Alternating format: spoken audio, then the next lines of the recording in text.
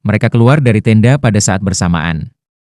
Mata Huo Yuhao berkilau keemasan, dan dua cincin jiwa bangkit dari bawah kakinya, memproyeksikan deteksi spiritualnya ke arah tertentu. Dia bisa mendeteksi lebih dari 600 meter dalam satu arah, dan inderanya sangat akurat. Xiao Xiao dan Wang Dong keluar dari tenda. Api unggun dinyalakan di antara kedua tenda, dan itu melindungi mereka dari dinginnya malam. Api menyala di wajah mereka dan berkedip dengan kilau merah pucat. Huo Yuhao melaporkan temuannya dengan lembut, 8 orang, 6 pria, 2 wanita. Aku tidak dapat menemukan salah satu tingkat kultivasi laki-laki, dan aku pikir dia memiliki setidaknya 7 cincin. Ada seorang kaisar jiwa dan 4 raja jiwa di antara 5 pria lainnya. Kedua wanita itu mungkin tetua jiwa, pada atau di sekitar level kita. Mereka berjalan ke arah kita sekarang. Wang Dong bertanya, bagaimana kalau kita bersembunyi? Huo Yuhao menggelengkan kepalanya dan menjawab, tidak perlu. Mereka pasti tidak datang ke sini untuk kita, dan mereka akan segera datang. Tenda dan sisa-sisa api unggun tidak bisa dihapus dengan cepat, itu akan menimbulkan kecurigaan sebagai gantinya. Kita hanya harus bertindak wajar dan menunggu mereka datang kepada kita. Aku pikir mereka mungkin ada di sini untuk berburu binatang buas, sama seperti kita. Suara sudah bisa didengar saat mereka berdiskusi. Ada api unggun di sini. Siluet yang tinggi muncul di hadapan Huo Yuhao dan yang lainnya sebelum suara itu tiba. Itu adalah pria yang tinggi dan kurus, dan dia sangat kurus sehingga dia menyerupai tongkat bambu. Namun, dia bergerak dengan kecepatan yang mencengangkan, tatapannya mendarat tepat pada Huo Yuhao dan yang lainnya di samping api unggun saat dia muncul. Huo Yuhao dan yang lainnya menatapnya seolah-olah mereka terkejut. Tidak ada keraguan bahwa pria jangkung dan kurus ini adalah seorang guru jiwa tipe agility. Dia memimpin dan mencari jalan di depan untuk pestanya, dan dia santai saat dia menyadari bahwa Huo Yuhao dan yang lainnya adalah anak-anak. Mereka baru berusia lebih dari 10 tahun. Dia mengangkat satu tangan, dan seberkas cahaya kuning berkilau di tengah telapak tangannya.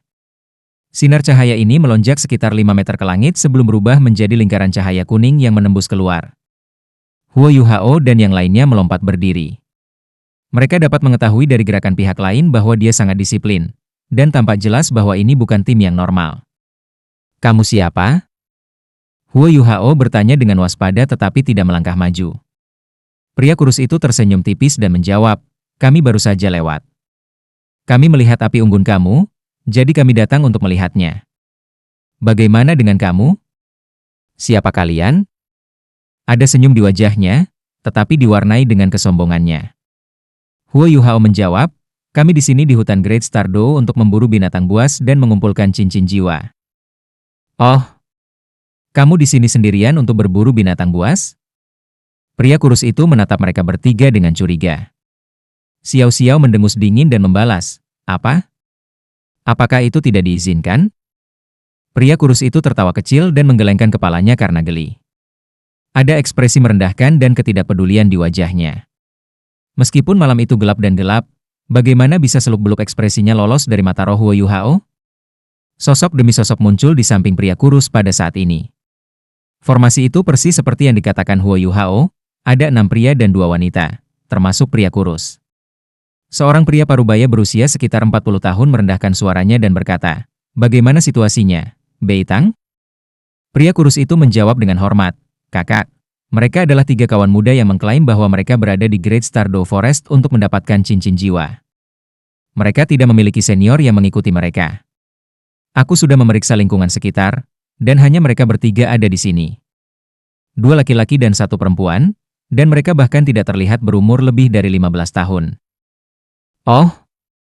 Pria parubaya itu berbalik ke arah Huo Yuhao dan yang lainnya. Sementara dia melakukan itu, Huo Yuhao dan yang lainnya juga mengamati mereka.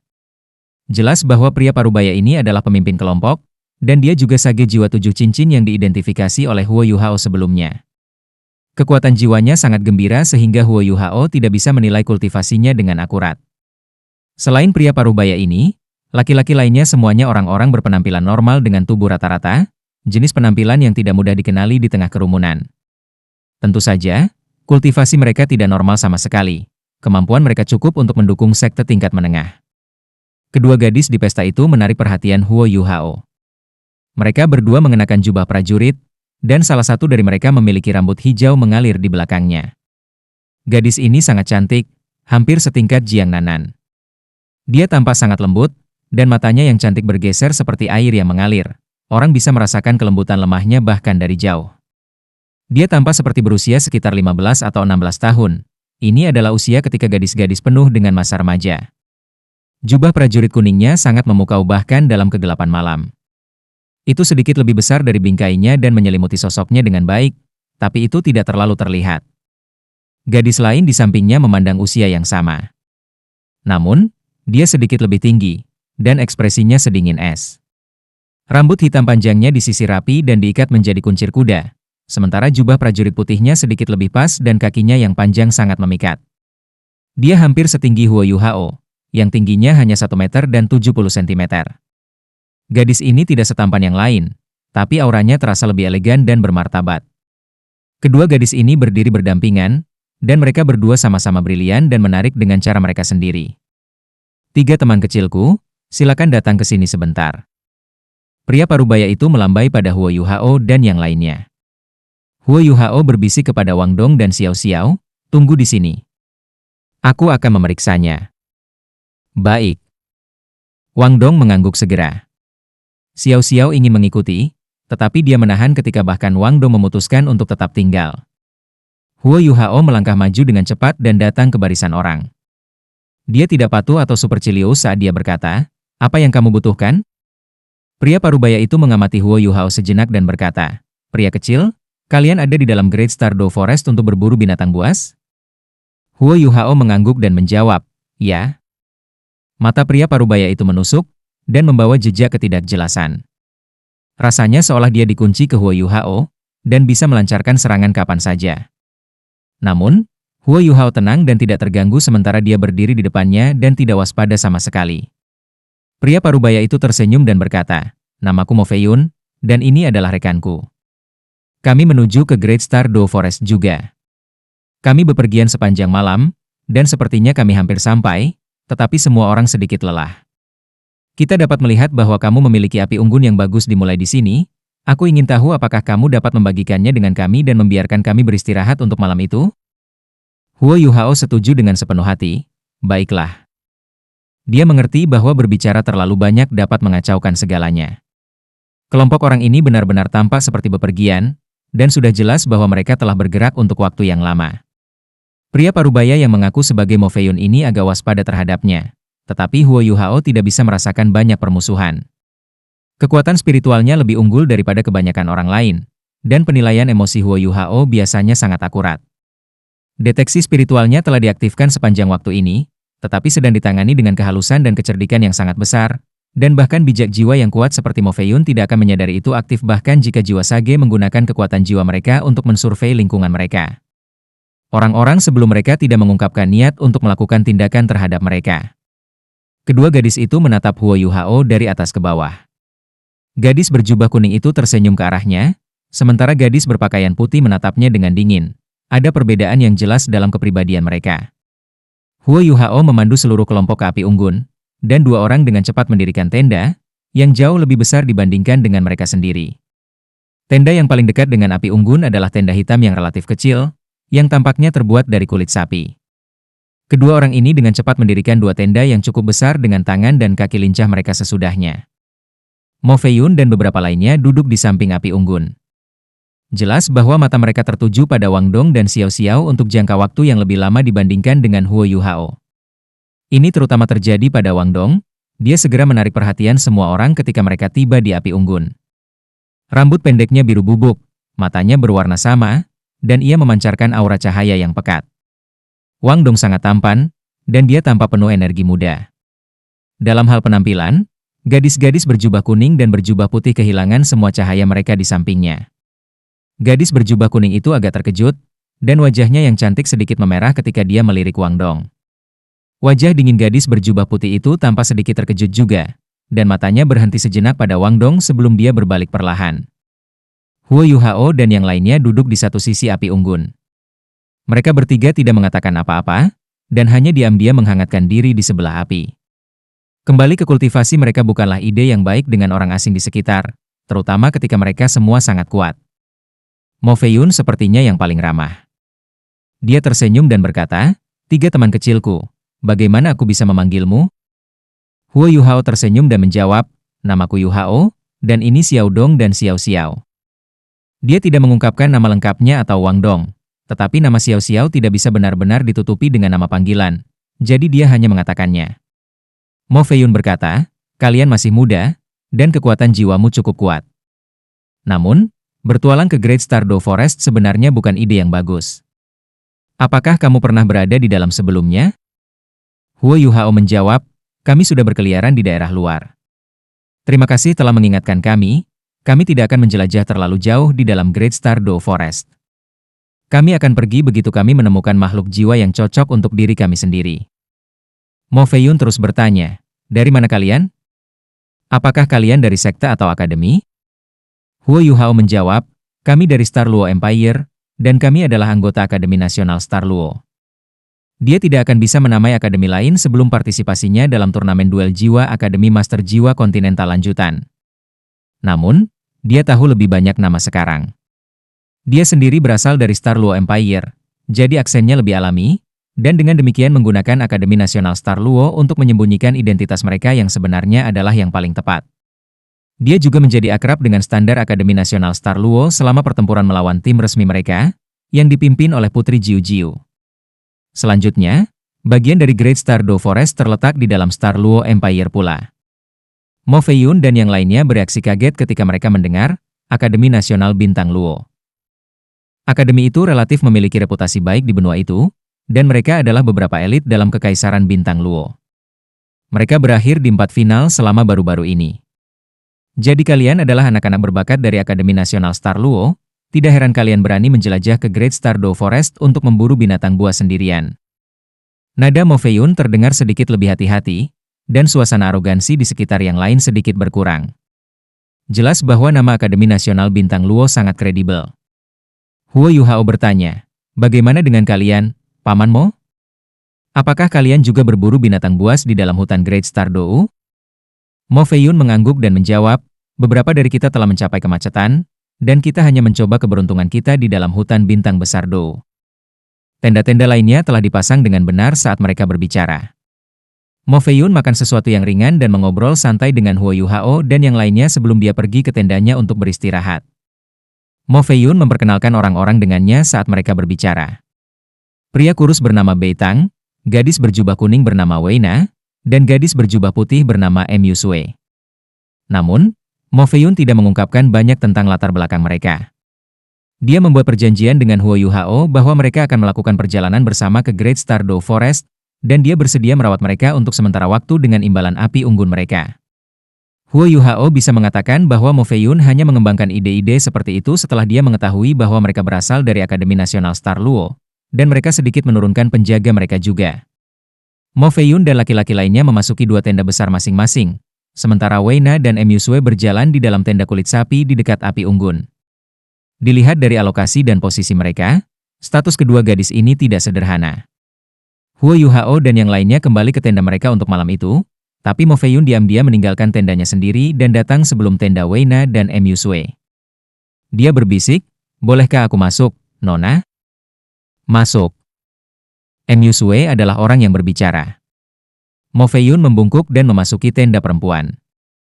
Namun, dia duduk bersila di pintu masuk tenda dan tidak melangkah lebih dalam lagi. Bisakah kamu tahu dari mana ketiga anak ini berasal, Tuan Mo?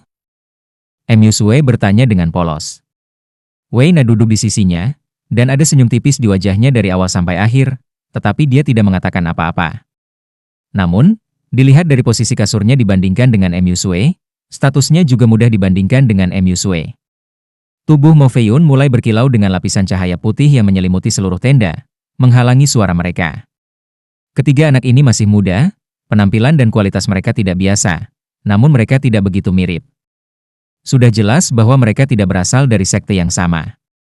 Mereka harus berada di antara Grandmaster Jiwa dan Tetua Jiwa menilai dari aura mereka.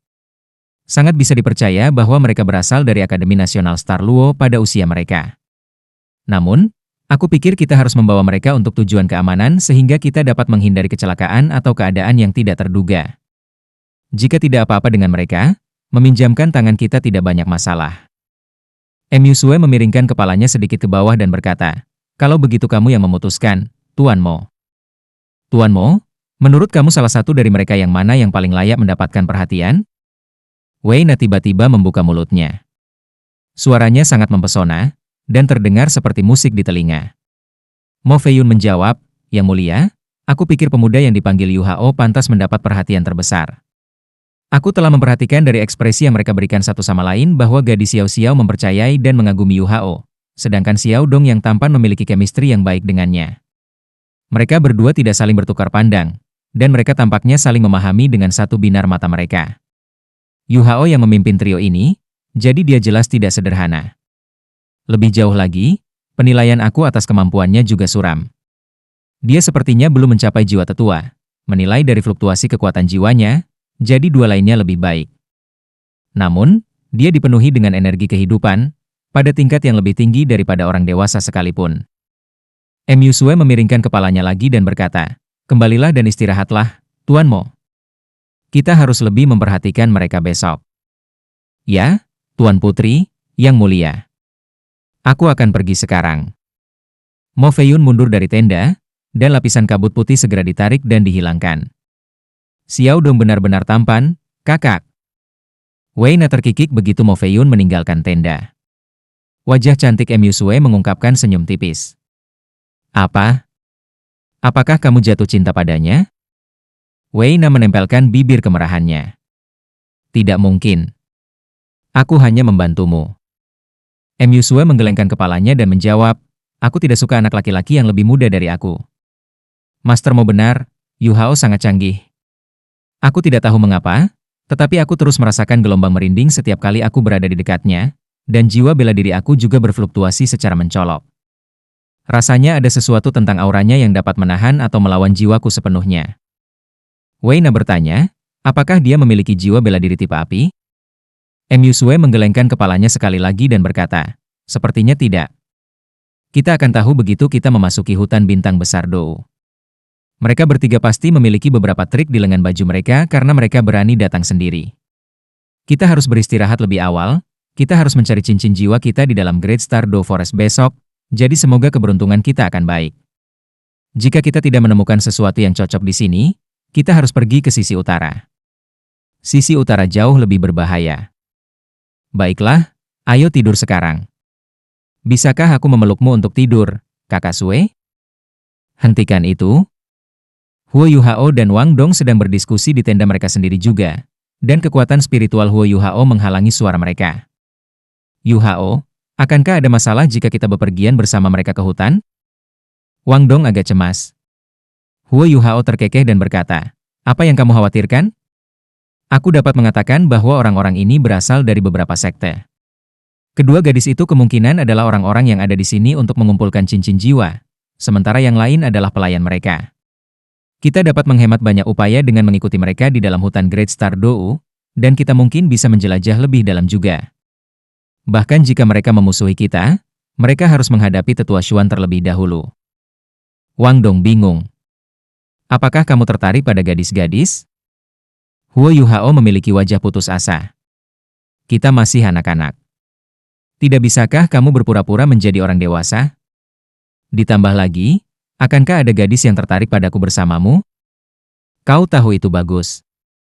Wang Dong berkata dengan nada sombong. Huo Yu Hao segera terdiam. Tidak ada yang terjadi malam itu.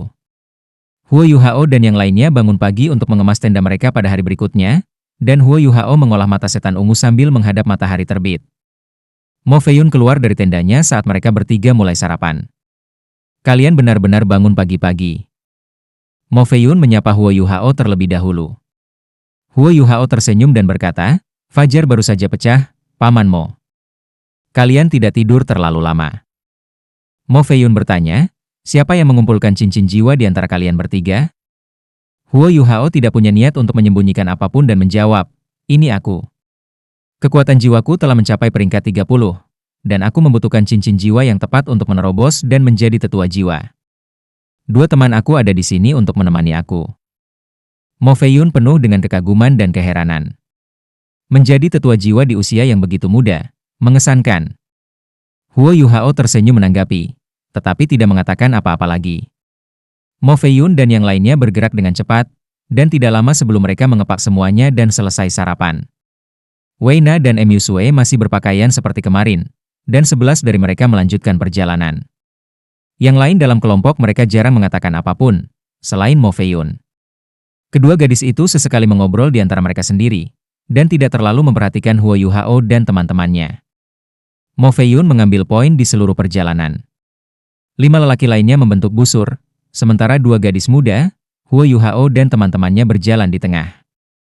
Huo Yuhao memiliki perasaan yang baik tentang Mo Feiyun dan kelompoknya. Mereka belum menanyakan tentang Huo Yuhao dan jiwa bela diri atau keterampilan jiwa orang lain, atau topik sensitif lainnya yang serupa. Meskipun meminta mereka untuk mengikuti unsur-unsur kewaspadaan dan kewaspadaan, mereka tidak membuat Huo Yuhao atau teman-temannya berjalan di depan untuk mencari jalan. Jelas bahwa mereka tidak menyembunyikan niat jahat. Perusahaan tiba di perbatasan Great Stardew Forest ketika langit sudah benar-benar cerah. Mo Feiyun berhenti dan berbalik. Kita akan memasuki hutan segera. Hanya pengingat yang lembut, setiap orang harus tetap waspada dan waspada, karena apapun bisa terjadi di Great Stardew Forest. Bahkan mungkin ada 10.000 tahun jiwa buas datang ke daerah luar hutan, dan jiwa buas memiliki segala macam kemampuan, sampai pada titik di mana kami mungkin tidak dapat menyelamatkan kamu pada waktunya. Jadi, setiap orang harus sangat berhati-hati. Aku akan terus mengambil poin nanti. Yuhao, kalian bertiga akan mengikuti di belakang aku dan bersiap untuk memperkuat aku. Ini termasuk Wei Na dan Mu Sue. Sisanya akan menyapu dan melindungi sayap. Iya. 5 pria lainnya menjawab serempak. Huo Yuhao sangat memperhatikan pria pendek dan gemuk, di samping Beitang, yang mereka temui sebelumnya, dia berdiri di tengah di belakang. Dia adalah individu yang paling kuat selain Mo Feiyun, karena dia adalah seorang kaisar jiwa. Namanya adalah Chou Xiangdong. Huo Yuhao dan teman-temannya tidak keberatan dengan pengaturan ini. The Soul Sage sedang membersihkan jalan, dan ini berarti tidak ada banyak tekanan pada mereka lagi. Mo Feiyun membuat pengaturan lebih merasa sebelum dia segera berbalik dan berjalan ke Great Stardew Forest. Orang bisa tahu dari gerakannya bahwa ia memiliki keyakinan mutlak pada rekan-rekannya. Huo Yuhao dan yang lainnya juga tidak menunda. Huo Yuhao berjalan di depan, sementara Wang Dong dan Xiao Xiao masing-masing mengambil satu sisi, dan mereka bertiga mengikuti di belakang Mo Feiyun dan memasuki hutan besar. Itu, seru Wang Dong kaget. Ini karena dia tiba-tiba menyadari bahwa tubuh Mo Feiyun mulai memancarkan kabut tebal, dan kabut ini menyelimuti seluruh tubuhnya di dalam sementara itu meresap dengan cepat ke titik di mana mereka tidak bisa melihatnya lagi. Jiwa bela diri Tuan Mo adalah awan. Dia menggunakan jiwa bela dirinya untuk mengintai dan melindungi semua orang. Suara menawan Wei Na terdengar. Wang Dong meliriknya, dan dia balas tersenyum padanya. Senyumnya yang lembut sangat memesona, tetapi jelas bahwa senyumnya yang indah tidak mencapai sasaran. Wang Dong mengangguk padanya sebelum dia berbalik tanpa jejak ekspresi di wajahnya. Mu Sue melirik Wei Na, dan geli mengalir dari matanya, sementara ekspresi kesal melintas di mata lembut Wei Na. Kabut itu meresap, tetapi tidak menghalangi deteksi spiritual Huo Yuhao. Huo Yuhao bisa merasakan dari jiwa bela diri Mo Feiyun bahwa dia memiliki 7 cincin jiwa, 2 kuning, 3 ungu dan 2 hitam. Meskipun itu bukan kombinasi optimal dari cincin jiwa, itu dianggap relatif tangguh. Awan?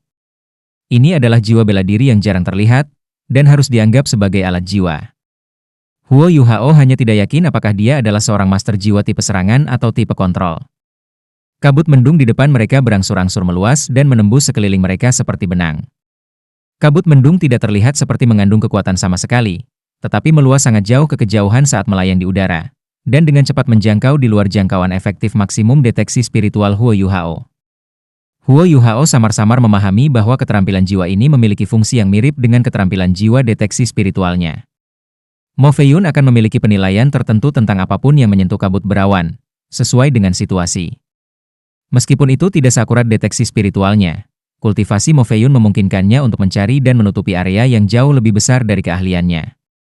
Tidak mengherankan bahwa dia tidak terlalu memperhatikan pembentukan rekan-rekannya setelah memasuki hutan bintang besar Dou sendirian, dan dia juga tidak benar-benar memberikan instruksi lebih lanjut. Huo Yuhao terkejut ketika dia menyadari bahwa cincin jiwa Mo Feiyun tidak menyala setelah dia melepaskan kabut berawan ke langit. Ini berarti bahwa kabut adalah kemampuan bawaan jiwanya, dan bukan keterampilan jiwanya. Memiliki kemampuan bawaannya sendiri menyiratkan bahwa jiwa bela dirinya memiliki kualitas yang sangat tinggi. Ayo pergi. Kabut berangsur-angsur menghilang, dan suara Mo Fei-yun bisa terdengar dari depan mereka. Tetapi kabut di sekeliling tubuhnya masih ada di sana, dan sosoknya masih kabur dan buram. Mereka memasuki Great Stardew Forest sekali lagi. Huo Yuhao dan teman-temannya dengan cepat merasakan perasaan yang belum pernah terjadi sebelumnya, seolah-olah mereka tidak perlu melakukan banyak hal sama sekali, dan yang harus mereka lakukan hanyalah mengikuti jejak. Mo Fei-yun terus-menerus mengubah arah saat mereka bepergian, dan dia jauh lebih cepat daripada mereka bertiga menjelajahi hutan sendirian. Mereka tidak mengalami penyergapan binatang buas. Bahkan belum 30 menit berlalu dan mereka lebih dari 10 km ke dalam hutan bintang besar Dou, Mo Fei-yun bahkan tidak terlihat seperti dia bermaksud memperlambat. Bentuk The Great Stardew Forest tidak teratur. Wilayah terluas lebih dari 200 km, dan luas permukaannya lebih dari 100.000 km persegi. Itu hidup sampai reputasinya sebagai Great Stardew Forest, dan itu lebih besar dari provinsi beberapa negara. Selain itu, bahkan Title Douluo tidak akan berani berjalan menembus pusatnya. Petualangan abadi para master jiwa memungkinkan mereka untuk membagi Great Stardew Forest menjadi wilayah yang terpisah sesuai dengan kekuatan binatang buas yang muncul di sekitarnya. 20 km terluar disebut daerah periferal, dan hanya 10 tahun, 100 tahun, dan 1000 tahun jiwa binatang berkeliaran di daerah ini. 10.000 tahun jiwa binatang kadang-kadang terlihat, tetapi mereka sangat langka. Wilayah berikutnya disebut wilayah hibrida, dan menempati 40% dari jari-jari terbesar, yang merupakan 100 km berikutnya. Jumlah terbesar dari spesies binatang buas ditemukan di sini, dan mereka memiliki tingkat kultivasi tertinggi. Ini adalah tempat peristirahatan binatang buas 100 tahun, 1000 tahun dan 10.000 tahun. 100 tahun jiwa binatang harus bergerak dalam kawanan jika mereka ingin tetap hidup di daerah ini. 40 km terdalam, yang berdiameter sekitar 80 km, dikenal sebagai wilayah inti hutan bintang besar Dou. Wilayah ini sangat luas, dan jumlah bisol yang tinggal di sini jauh lebih sedikit daripada di dalam hybrid region karena hanya bisol yang sangat kuat yang pernah menghuni area ini. 100 tahun jiwa hampir tidak pernah terlihat di wilayah ini, dan bahkan ribuan tahun jiwa sedikit dan jarang. 10.000 tahun jiwa adalah penghuni utama zona itu, diikuti oleh 100.000 tahun jiwa yang menakutkan. Menurut penelitian master jiwa, binatang buas yang bisa memiliki wilayah mereka sendiri di dalam area ini harus berusia setidaknya 30.000 tahun. Daerah selebar 10 km di tengah-tengah zona 80 km ini dikenal sebagai Slaughtering Grounds, dan itu juga disebut Forbidden Grounds. Peta yang tidak diketahui dari Great Stardew Forest selalu mewarnai wilayah ini dengan warna merah darah. Legenda mengatakan bahwa binatang buas yang menakutkan tinggal di sana, dan keberadaan mereka bahkan lebih menakutkan daripada binatang buas di daerah inti dari Extreme North. Itu adalah daerah yang bahkan harus diwaspadai oleh makhluk Doulo transenden yang sangat berhati-hati. Huo Yuhao bisa tahu dari kecepatan perjalanan Mo Fei-yun bahwa targetnya bukan 20 km terluar dari wilayah periferal Great Stardew Forest. Dia adalah sage jiwa, dan sangat bisa memasuki wilayah luar wilayah inti jika dia tidak membawa begitu banyak orang bersamanya. Itu tidak terlalu sulit baginya untuk memastikan keselamatan semua orang di dalam wilayah hibrida, sementara spesies, kualitas dan jumlah binatang buas yang hidup di dalam wilayah hibrida jauh lebih unggul daripada wilayah periferal. Huo Yuhao dan teman-temannya bahkan tidak berani memasuki wilayah periferal, apalagi wilayah hibrida. Tidak peduli seberapa berbakat mereka tetaplah tetua jiwa, setelah semua. Mereka mungkin bisa menahan diri dalam satu pertempuran, tetapi ada banyak binatang jiwa di dalam hutan bintang besar Dou. Mereka tidak akan memiliki kesempatan untuk mundur jika seseorang terluka parah. Ini adalah salah satu alasan paling penting mengapa Huo Yuhao menolak untuk pergi terlalu jauh ke dalam diri mereka sendiri. Tanpa Mo Fei-yun dan kelompoknya, dia mungkin akan melanjutkan dengan Wang Dong dan Xiao Xiao sekitar 5-10 km, tetapi dia tidak akan pernah mengambil risiko memasuki wilayah hibrida. Perusahaan terus maju dan berjalan 5 km lagi sebelum Mo Fei-yun mulai melambat, dan dia tinggal sedikit lebih dekat dengan Huo Yuhao dan yang lainnya di belakangnya. Wilayah luar wilayah hibrida Great Stardew Forest tepat di depan kita, jadi semua orang harus lebih berhati-hati. Kita harus menghindari membuat marah beberapa jiwa-jiwa sensitif, jadi aku akan mengurangi area yang tertutup awan aku. Ini akan mengurangi intimidasi mereka juga, tetapi semua orang harus siap untuk berperang. Huo Yuhao sekali lagi tercengang oleh disiplin perusahaan Mo Fei-yun. Formasi mereka dengan cepat menjadi lebih kompak setelah pengingat Mo Fei-yun, tapi setidaknya ada 3 meter di antara mereka masing-masing sehingga mereka tidak akan menghalangi gerakan masing-masing. Wei Na dan Mu Sui telah mengamati Huo Yuhao dan teman-temannya di sepanjang jalan, terutama ketika mereka bergegas di hutan dan ketika mereka bertemu dengan ancaman dari binatang buas. Huo Yuhao mempertahankan langkah mantap di belakang Mo Feiyun, dan dia tidak menunjukkan jejak kelelahan. Tubuhnya gesit, dan gerakannya tajam dan tegas. Huo Yuhao adalah pelopor, sementara Xiao Xiao dan Wang Dong diposisikan sedikit di belakangnya, dan mereka bertiga berbaris seperti tanduk. Mereka bisa tahu dari Wang Dong dan Xiao Xiao sesekali melirik Huo Yuhao bahwa Huo Yuhao sebenarnya adalah pemimpin mereka. Pengingat Mo Feiyun dengan cepat menjadi kenyataan. Perusahaan berjalan maju seperti biasa, dan tidak banyak waktu berlalu sebelum Mo Feiyun tiba-tiba mundur secepat yang dia bisa. Serangkaian suara kicau bisa didengar, dan rantai bayangan muncul di depan mereka. Bayangan ini bergerak dengan kecepatan sangat tinggi dan melonjak melalui pepohonan. Mereka tampak sangat terorganisir ketika mereka tergantung di puncak pohon, dan mengelilingi 11 dari mereka dalam waktu singkat. Hati-hati, semuanya. Mereka monyet Scarlet Fire. Mereka sangat teritorial. Mo Feiyun berkomentar kepada semua orang saat dia bergeser ke belakang dan berdiri di depan Huo Yuhao dan yang lainnya. Monyet Scarlet Fire? Huo Yuhao mengamati binatang buas di pohon-pohon di sekitar mereka sementara ingatan muncul di benaknya. Itu adalah binatang buas tipe api yang suka hidup berkelompok, sangat jengkel dan pemarah, bermusuhan, dan menyimpan dendam. Mereka adalah makhluk jiwa tipe agility yang mahir dengan serangan jarak jauh, dan mereka sangat menantang untuk ditangani. Monyet Scarlet Fire semuanya tampak serupa, kecuali ada perbedaan ukuran. Yang terbesar tingginya sekitar 2 meter, lebih tinggi dari kebanyakan manusia dewasa, sedangkan yang terkecil tingginya tidak lebih dari 2 kaki. Bulu merah berapi mereka mencolok di dalam hutan, dan 2 taring panjang yang menonjol dari bibir mereka menunjukkan sifat karnivora mereka. Ada sekitar 30 hingga 40 monyet dalam kelompok ini, dan setiap satu dari mereka mulai berkicau tanpa henti begitu mereka mengelilingi semua orang, seolah-olah mereka ingin mengintimidasi perusahaan. Monyet Scarlet Fire yang paling besar dan paling megah di atas mahkota pohon di kejauhan memalu dadanya, dan setitik api berkelap-kelip dari bulu merahnya yang berapi-api. Itu melompat ke udara seperti petir, dan meluncurkan bola api besar yang setidaknya 1 meter dengan diameter pada saat yang sama. Binatang buas tidak seperti manusia, dan satu-satunya pembeda yang bisa mereka katakan adalah antara hal-hal yang bisa mereka makan dan hal-hal yang tidak bisa mereka makan. Monyet Scarlet Fire ini belum 10.000 tahun jiwa, karena bulunya tidak sepenuhnya merah keemasan, tetapi memiliki setidaknya 5.000 tahun kultivasi. Kekuatan mereka sebagai kawanan memungkinkan mereka untuk menghuni wilayah luar wilayah hibrida. Monyet Scarlet Fire lainnya melompat dari pohon mereka ketika Raja Monyet mereka melancarkan serangan.